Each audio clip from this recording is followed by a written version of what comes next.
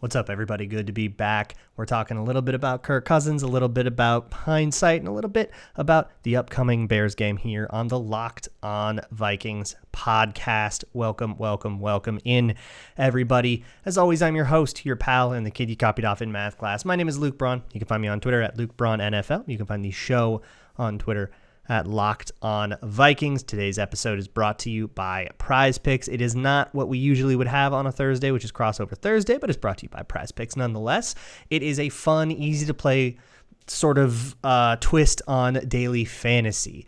Instead of having to build like an entire roster, you pick like 2 to 5 players, and whether they'll get more or less than their Prize Picks projection, you can win up to 10 times your money on your entry. It takes less than 60 seconds to enter, and it is all that easy. You can even receive a 100% instant deposit match up to $100 with promo code Locked On. That's prizepicks.com, promo code Locked On for a 100% deposit match. So obviously, you probably noticed today's a little different on the show. No like intro, none of the graphics, mostly because of travel limitations. I still look a little different, sound a little different because I am abroad. We'll be back to normal next week, so bear with me. Thank you for that. Today, I want to talk about a little bit of Saints stuff, a little bit of Bears stuff. There's no show yesterday. I apologize for that. I just was out in the boonies, couldn't get something online. So today, we'll kind of do a hybrid of the Wednesday show and the Thursday show, which is usually where we start previewing the Bears. And then the Wednesday show is usually the sort of like in-depth, really let's get to the bottom of what happened in that game. So we'll start with wrapping things up with the Saints game. And the way I want to do that is actually by talking about some of the comments that Kirk Cousins had after his, what I assume was his Monday film session. I'm a little fuzzy on when quotes were said, but he said this after watching some of the tape on the Saints game. And one of the things that I really noticed, and I was flipping out about it in the stands, everybody was like, we all saw how open guys were not getting targeted. Like, what's the deal with that? And every play has its own answer for that. And there are a couple of interesting ones that I wanted to go over. And they're the ones that Cousins himself called out and said, yeah, we had Justin Jefferson open for a touchdown twice in a row, couldn't connect with him. There was one to KJ that could have been, one to Thielen that could have been. And there's a slightly different reason, but I do think that there's like a through line there that Cousins was like kind of hinting at. And I think it's really interesting, especially because, people were posting these clips. We can all see these now too if you have a Twitter account. And kind of saying, look how open this guy was, look at that guy. And there's a lot of really like militant defense about like, no, that wasn't wrong. You just don't know what you're talking about, right? Or some version of that, right? And then to have Kirk Cousins come out and say, yeah, no, this was wrong, or this was like you could argue, is like, well, yeah, it's not that hard to see. But there's a couple that I remember seeing live that I was really curious to see kind of in a context where I could slow down and look at it a lot, which is what I'm going to talk about next, is sort of the process of doing that. I made a Patreon post that I kind of just want to like talk through. But the plays themselves first, I guess. There was one that could have been a touchdown to KJ Osborne. It was, I believe, the Johnny Munt drop. It was 3rd and 1. Johnny Munt had a lot of space. It's a low to high read, and you're reading the cornerback mostly. It's a smash concept. I believe all of these happened on some version of a smash concept, some sale or something like that. And what you need to understand about that for this is that there's one low guy, one high guy. And usually that they put those guys on the sideline and you watch the cornerback. If the cornerback gets a bunch of depth, it's probably a quarters look on that side, right? If he's going to start playing deep, or a cover 3 look, either way. And that means you're more than likely going to have a linebacker who's responsible for the flat. And if you have a tight end run a flat route, the linebacker's never going to get out there, should have some space to turn upfield. And then if the cornerback gets a bunch of, comes upfield a whole bunch, then it's probably a cover 2 look, or a half look, with the safety playing a deep half, and a corner is going to be really good against that. Just the way that leverage usually works out. That is the point of smash or sail. And smash can be a flat route or a little hitch or something like that. Sail, as I know it, and sail means different things in different playbooks, so it might mean something different to you, and that's okay, is when you have the same thing. You have like a deep corner and a flat usually, or some kind of something short to hold the cornerback. And then you have a clear out route that's supposed to hold the safety as well. And so it's more of a flood concept where you have like a 3-level read. And then you either read it low to high or high to low, depending on what that play call is and how it's supposed to work. The one to Johnny Munt was a low to high call because it's a 3rd and 1 call, right? You're just trying to convert. And KJ Osborne was wide open for a free touchdown on it. Would have honestly been an easier pitch and catch than the flat, if you ask me, just because of the angles. And just because of how open it was. Obviously, Munt's got to catch that, and we're not talking. Well, I'd probably still be talking about it if, it's first down's great, touchdown's better, right? That's why the fight song is ordered the way it is. But take your first down, and it's a low to high read. So if it's there for a first down, you take it. You never even look at the high. And then Cousins basically said, but, you would love it if I could have pump faked that to get the corner to come up on Johnny Munt and then, really buy myself all the room in the world, throw it to KJ, get a touchdown. You would love to do that, but it would be kind of greedy. And I think that's a really good way to put it. That, man, you would love to make the greedy play there. It would be a pretty greedy play there, but some quarterbacks do take that greedy play. Cousins never will, and you wouldn't complain about converting that if the dude caught it. Bad drop. But it's an interesting play, I guess, to think about because there's an element of judgment call to it. And it's the same thing with all of these. It's subjective. There was one that was, I believe the broadcast highlighted this. Justin Jefferson was open on kind of the same thing, ends up checking down to Adam Thielen. It was 3rd down. And Adam Thielen had to beat 2 players to get into the end zone. Never was ever going to make it there. I don't even think he got yards. He got 2 yards maybe. And he said, he thought the corner was sinking. And if you look at the way the corner plays it, he backs off 2 steps and then zones off at the goal line. And he thought the corner was going to sink all the way in, so he didn't throw it. That corner's heels never touched the goal line. He never even went past the 1. And Justin Jefferson was open in the back of the end zone. So even if you threw that, even if he was sinking, I don't think he makes it there. But I don't think he makes it there. That's a judgment call. And it's really easy for me to sit there, bird's eye view, loop it 10,000 times, back up frame by frame, looking, I don't think he would get there versus Cousins, who's making that judgment live. Now, that's the job, and that's why he makes $31 million this year, and I don't, because degree of difficulty. But still, it's worth pointing out, hey, I can use, I'm a lay person that can use a lot more tools, and I can say, oh, yeah, that probably would have been there if he had thrown it. But he didn't, and he even came out later and said, I regret not seeing that one. He just misanticipated Justin Jefferson's route on the one he threw it behind him.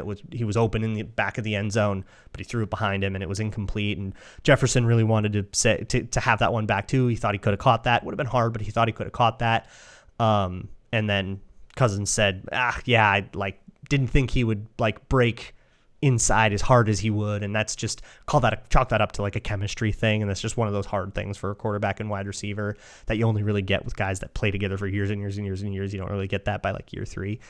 So there was that one, but there's just all these iterations of that exact thing of not the Justin Jefferson just misanticipated. That's just more of a feel thing, but that idea of anticipation, and sometimes it's just you read low and you see what is an acceptable outcome and you take it.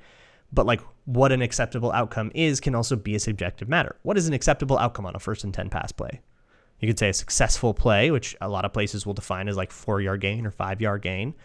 But some play calls will say, hey, this play is designed to get more than that. If you get 4 yards here, that's actually a failure if we're going to use this play because we only get to call it twice a game. And we need this to be an explosive. So checking down on it is actually seen in the structure of this play as something that only happens in a case of failure. So all of that is very subjective, and it's all very judgment call, which kind of leads me to, where do any of us get off talking about that sort of judgment call with the benefit of 2 days of hindsight on film from a bird's eye view, which with a way easier angle and no 300-pound men bearing down on us, right? And I heard that a lot about Kirk Cousins. A lot of people, well, you don't play, you don't know, I'd like to see you try it, all that kind of stuff. And I guess because I am not in a situation where I'm able to do as much research as I usually can, I thought this would be a good time to kind of have that version of the conversation. And then I can talk a little bit more about the Bears and stuff on tomorrow's show as well. By the way, there still will be a crossover Thursday on Locked On Bears. He's going to talk to somebody else in the Viking sphere. Go listen to Locked On Bears for like that usual preview that you would get on Thursday with Lauren Cox. And I strongly recommend you listen to all of the upcoming opponents Locked On show on like Friday, and then the Monday after too is always very fun, especially if the Vikings win. Then it's very fun, a lot more fun. But I strongly recommend like going and kind of exploring, scout the enemy a little bit. You know what I mean? But before I get into the philosophical stuff, let me talk to you about something that can help you out with some of your grambles. It is Elias Game Plan. It's an app. Just search out Elias Game Plan, and whether it's fantasy, bets, or you're just like a stat nerd or whatever, Elias Game Plan has everything that you need. It is official U.S. Pro Sports League stats. It's all like vetted and validated. You can make like head-to-head comparisons. You can see key injuries and all that stuff. It is a great tool to help you get all of your strategies down for whatever kind of pool you're in, whether it's Survivor or Fantasy or Prize Picks, or a good old Gramble. So take this NFL season to the next level and download the Elias Game Plan app today. Choose from 3 game plans when you do subscribe, weekly, monthly, or annual. You can get 25% off of your first month when you choose the monthly subscription. Just use promo code LOCKEDONNFL25. That's LOCKEDONNFL25. Find Elias Game Plan Sports Betting in the App Store or Play Store today and use my promo code LOCKEDONNFL25. Let me wax poetic a little bit here. So I was thinking, I have a Patreon post to this same idea, just a little blog. I was like sitting on a plane, just kind of thinking. And I was thinking about like, just about everything I do is in hindsight, right? Every take that I have is pretty much with the benefit of hindsight. And how do you balance that? Because I don't like hindsight. I hate, when you say have something like a Lewis Scene situation, right? Which, by the way, Lewis Scene's successful surgery. He's still in London doing rehab. I believe the goal is to get him back by 2023, but that is not a guarantee. That is the status right now. Really bad injury, right? Like full-on compound fracture, which means the bone is either tenting or going through the skin. Real bad stuff. So long rehab. Wish him the best, right? But we're going to have to kind of put him on ice.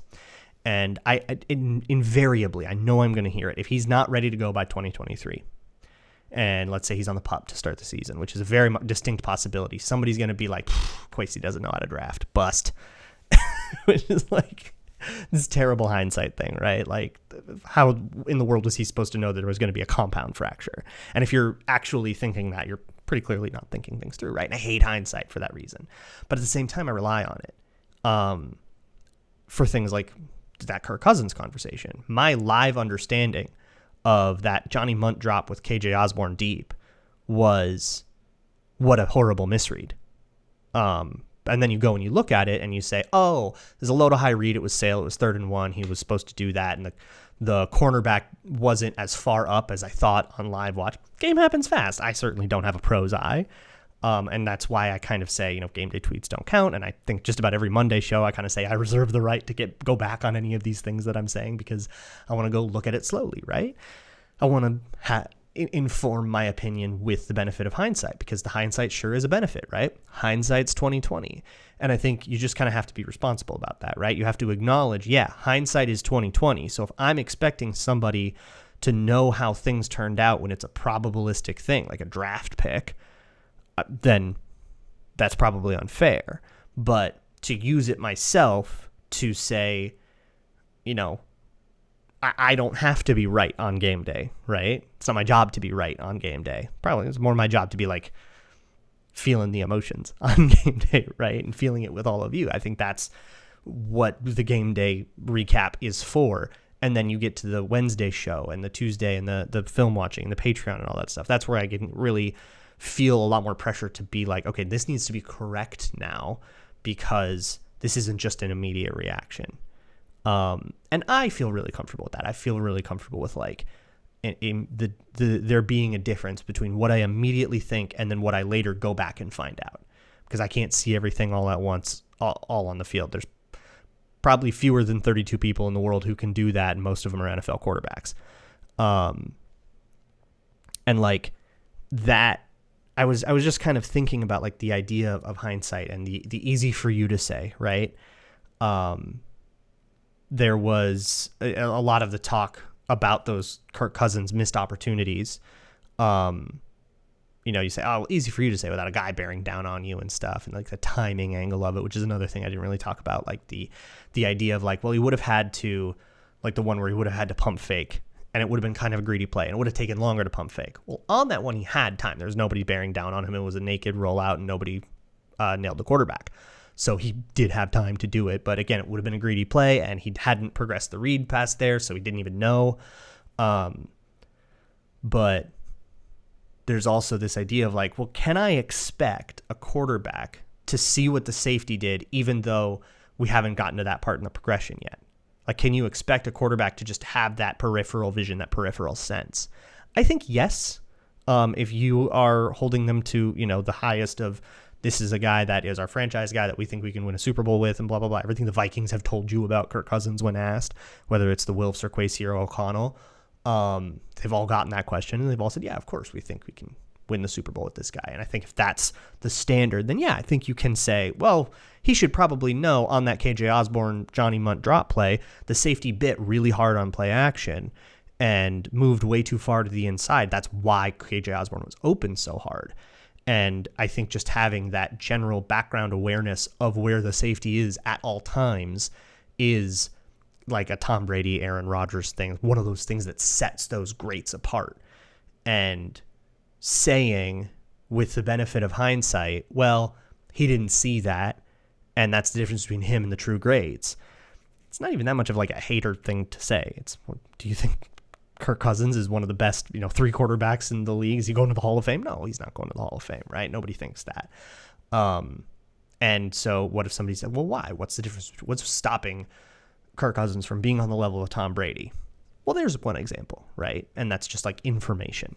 But pointing something out isn't the same thing as kind of like decrying it as this horrible, horrible thing, right? Say, hey, that right there was a miss. Maybe a minor one, maybe not one that you even really expect, but there was a guy open in the end zone. He didn't get targeted, and Kirk Cousins said he regretted it. Hey, let's talk about why that happened, what could be done next time, and all that stuff. And that's why you'll hear me say it on Patreon a lot, like, what's the note? What if you were the coach, what would you tell him? And, if I were the coach, I would say, try to just be aware of where the safety is.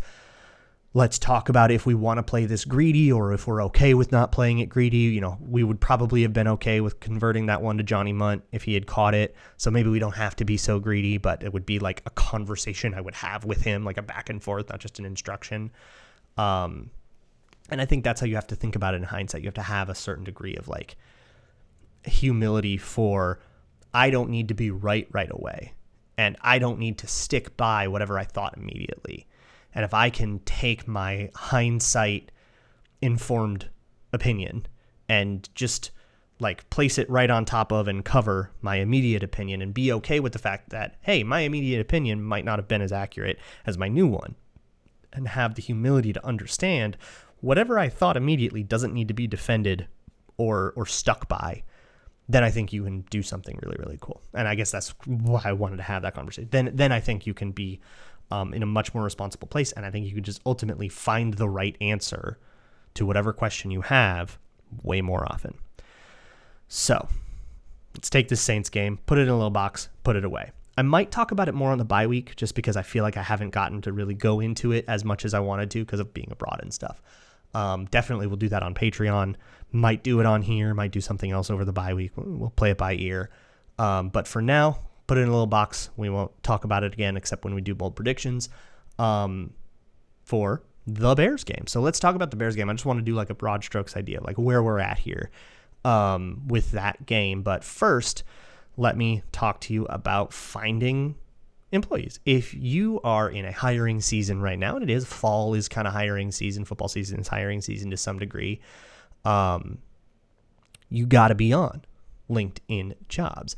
LinkedIn Jobs not only has a gigantic network, over like 800 million people are on LinkedIn Jobs, but it also has all kinds of great tools like screening questions and other such things to help you like narrow down exactly what your company needs, what your job needs, what your needs are, what your culture is, people who will fit, so you're not wasting your time on a whole bunch of people that are non-starters. That's why small businesses rate LinkedIn Jobs number one in delivering quality hires versus leading competitors.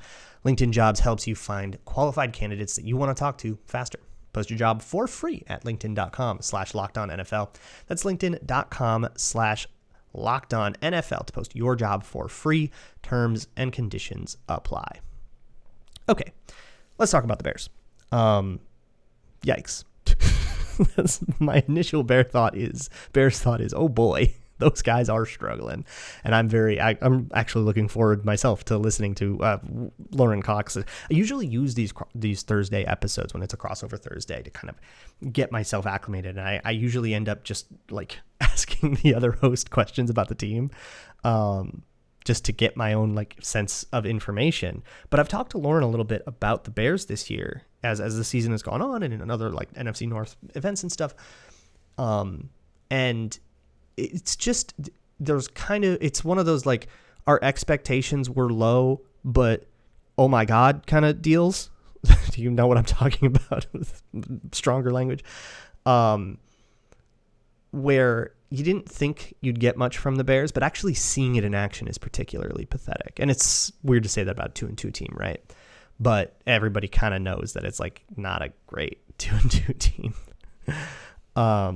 They beat the Texans, who haven't beat anybody. That 49ers game was like weird and rainy, and the 49ers, well, I don't know, they just like beat the crap out of the Rams. So I guess you can give them some credit for that. But it was like also, that weather is like kind of an equalizer, and so it's difficult to see that as like definitive proof that this team is better than you thought. And then just getting like waxed by the Packers, getting beat up by the Giants, who are a very clearly fraudulent 3-1. I think I said that in Twitter Tuesday, the most fraudulent 3-1 in the league.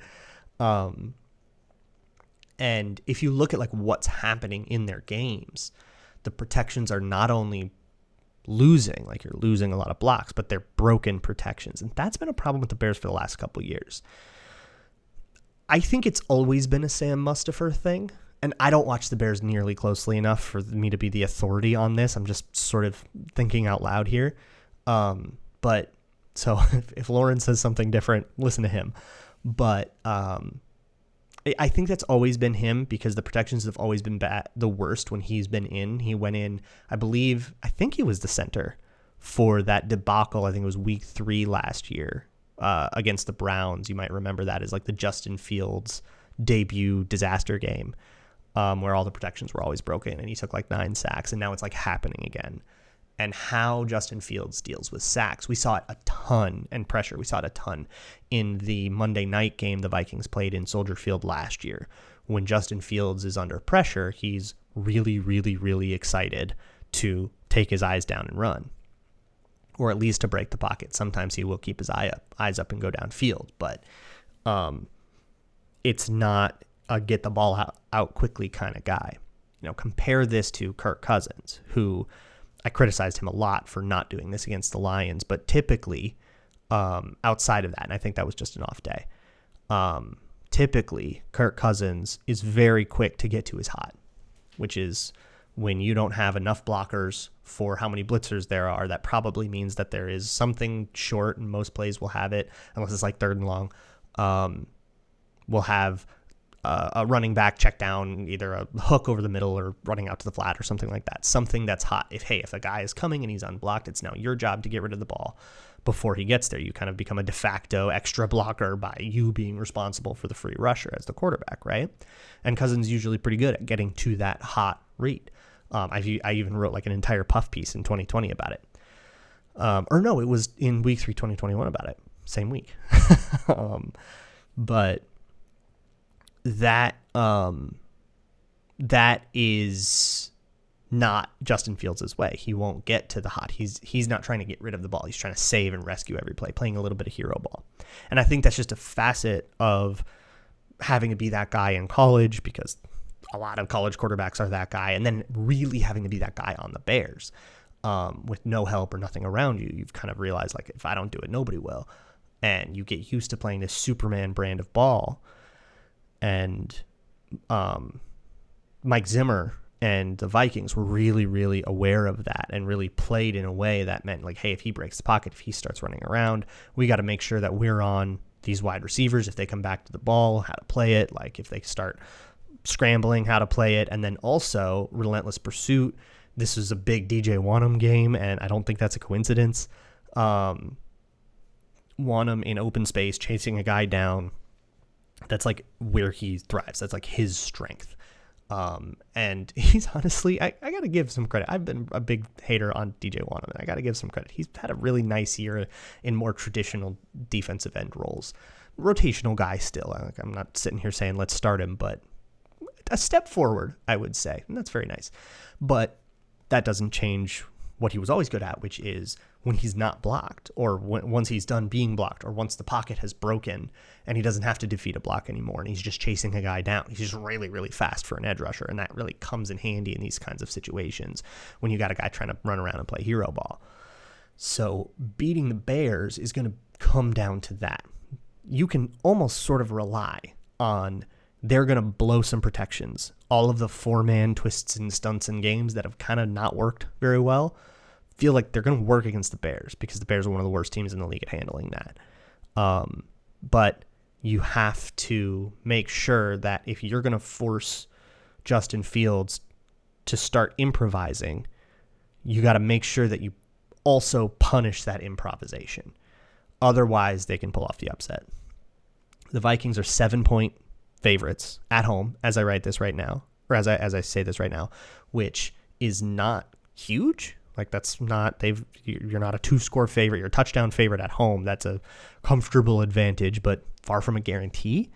And I honestly think that's fair, as much as the Bears feel like a catastrophe right now. And I don't even think Bears fans will listen to this and say I'm wrong. Like Bears fans are furious with the Bears, and rightly so.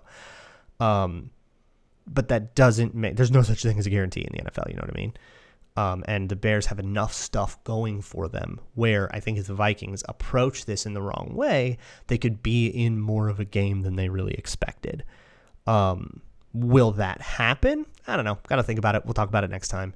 But that's sort of the preview here, is that the Bears are a mess, but that doesn't mean you get a free win. You still have to think about how you're going to punish that mess.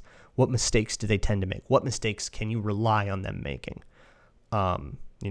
Flip it around. You can rely on the Vikings miscommunicating on defense and having problems with the zone pass off. They just do that right now. You can rely on that. How do you punish that? What's your plan to punish that?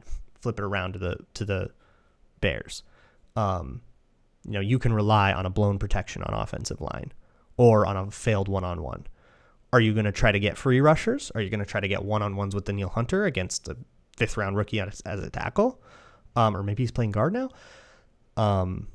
You're going to do, what is your plan? And I do think that there's multiple different possible answers to that, and what the correct one is, which one the Vikings go with, I think will actually be a really interesting answer, a really interesting thing to look at, what their defensive game plan is to attack that offensive line and Justin Fields. When a lot of different things can work, which one do you want to go to?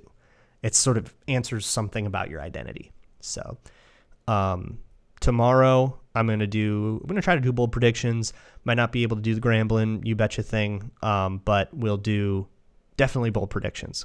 Can't let those go away. So get your bold predictions in. I'll put out the call sometime on Thursday, maybe early Thursday morning, like in the wee hours of the morning, because I have no idea what time it is back in America. So I'll see you all for that. And as always, Skull.